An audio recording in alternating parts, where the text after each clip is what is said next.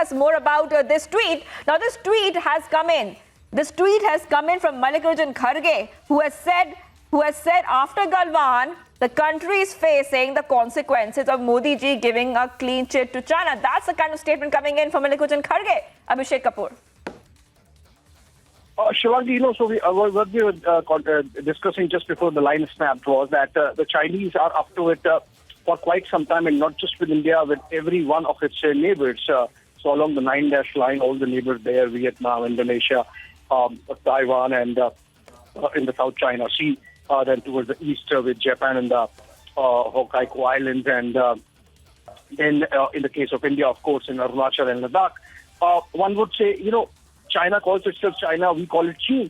So there's this sense of nomenclature. But the fact of the matter is how we respond, and that's important. And the manner in which India has responded over the last few years post-Doklam clearly shows that this is a very different India. So the mirror deployments that have taken place along Ladakh, the manner in which we pushed back recently in Tawang, based on absolute pinpoint intelligence that we had about the Chinese troop movement, clearly shows that we are really taking the Chinese head on, and even experts agree, strategic affairs experts globally, that the manner in which India is responding militarily to China, but no nation has done its entire history of its entire post-independence history.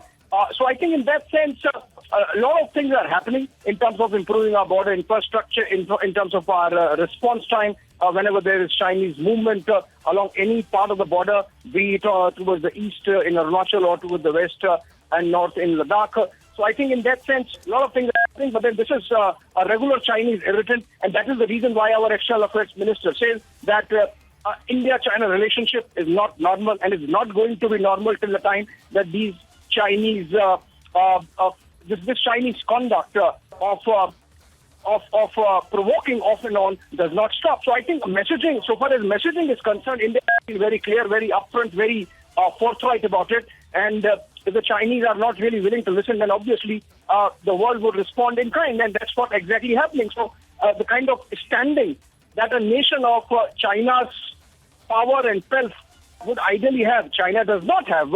And the reason is that nobody increasingly is trusting Chinese because of their dead diplomacy, because of their bullying, because of their salami slicing, because of their unilateral changes along the borders, not just with India, with other nations as well, because of their resource hunting and taking even some African nations in trap. They have done that with Sri Lanka. They have done that with Pakistan. Essentially, almost has become a semi-autonomous province of China.